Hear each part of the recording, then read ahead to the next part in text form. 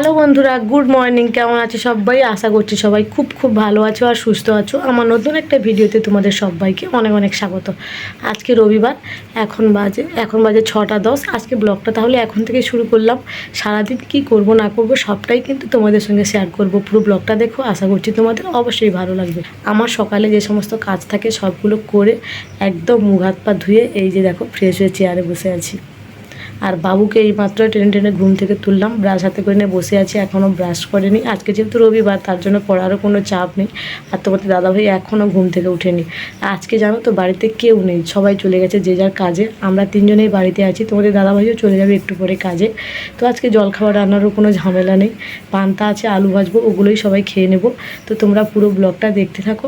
সারাদিন কি করি না করি সবটাই কিন্তু তোমাদের সঙ্গে শেয়ার করব। আর চলো, কে কী করছে সবটাই তোমাদেরকে দেখাই। তোমরা যারা আমার রেগুলার ব্লগ দেখো তারা হয়তো অবশ্যই জানো তোমাদের দাদাভাই কতটা পরিমাণে ঘুম কাতুরে। প্রচণ্ড পরিমাণে ঘুম থেকে লেট করে ওঠে। জানো তো, ওকে যদি না আমি ডাকি তাহলে 9টা, 9:30, 10টা এরকম ঘুমিয়ে থাকবে। আর যদি ডাকি তাহলে 8টা, 8:30টার দিকে ঘুম থেকে উঠবে, আবার বিরক্ত হয়ে উঠবে। আর এদিকে বাবু দেখো ব্রাশ হাতে করে নিয়ে বসে আছে, এখনও ব্রাশ করেনি। আজকে যেহেতু রবিবার, তাই পড়ার চাপ তো খুব একটা নেই। তার জন্য যা করছে আর কিছুই বলিনি। প্রতিদিন তো নিয়ম শৃঙ্খলার মধ্যে চলে, আজকে এই একটাই দিন যা করে করুক।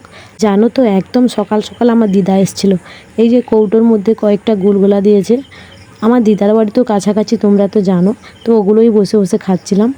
আর যখনই খাচ্ছিলাম তখনই তোমাদের দাদাভাই কিন্তু ঘুম থেকে উঠছিল। তখন বাজে 7টা 5।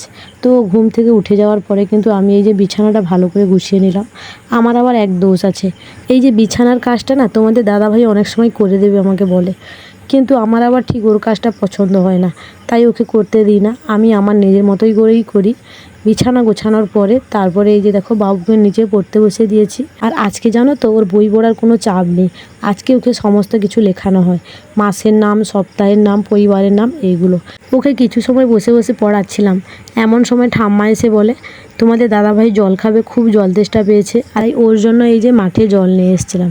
মাঠটা কিন্তু খুব একটা বেশি দূরে নয়, আমাদের বাড়ির থেকে কয়েক পা দূরত্ব মাত্র। প্রতিদিন করার মতো আজকে কিন্তু সকাল থেকে বৃষ্টি হয়নি।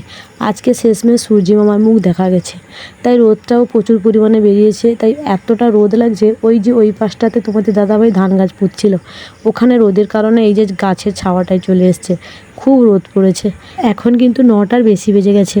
তো তোমাদের দাদাভাইকে বলছি চলো, আর কাজ করতে হবে না, খাওয়া দাওয়া করার পরে এসে না হলে আবার কাজ করবে।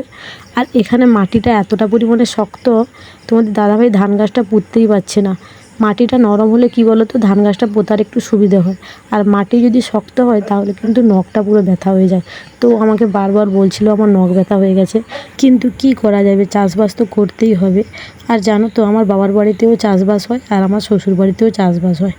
যাই হোক, তোমাদের দাদাভাইকে নিয়ে বাড়ি চলে এসেছিলাম।